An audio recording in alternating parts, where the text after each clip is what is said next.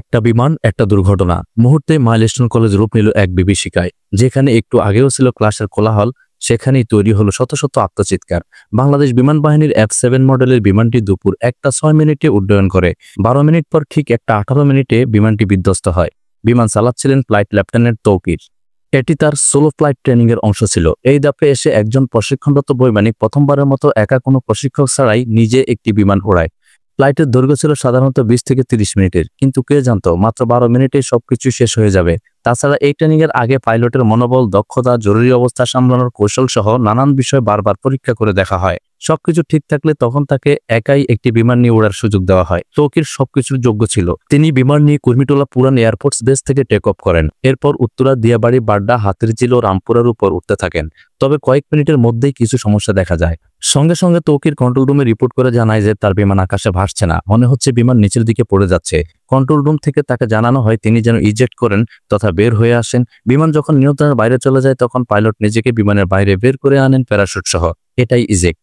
কিন্তু কোনো এক অজানা কারণে তা সম্ভব হয়নি।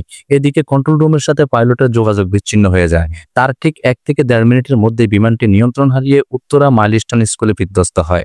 মূলত স্কুলের আবাসিক ভবনে বিমানটি আশ্রয় পড়ে। ভবনটির নাম হায়দার হল। হলের পুরো অংশ ধসে গেছে। বিমানের বড় অংশটা ক্যাম্পাসের মাঝের ফাঁকা অংশে পড়েছিল।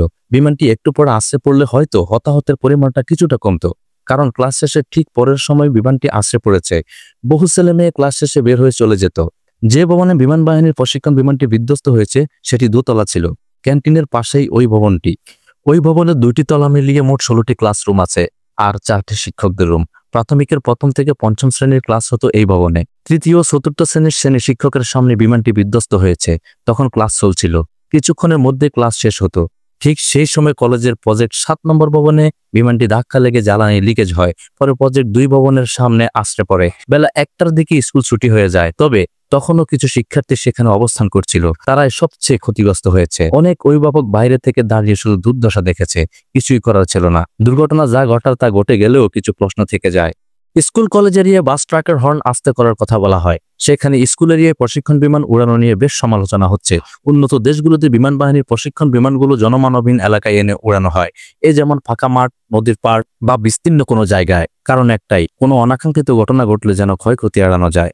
এদিকে ঢাকার মতো জনবহুল শহরে বিমান বিধ্বস্তের এই ঘটনা ক্ষয়ক্ষতির পরিমাণ বাড়িয়ে দিয়েছে।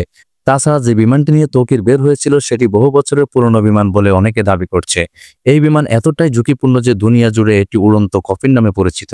এই ধরনের দুর্ঘটনায় রেস্কিউ অপারেশন চালানো কঠিন। মাইলস্টোনের এই ঘটনায় ক্রিকেটার, আলেম ওলামা থেকে শুরু করে রাজনৈতিক অঙ্গন পর্যন্ত সবখানেই শোকের ছায়া নেমেছে।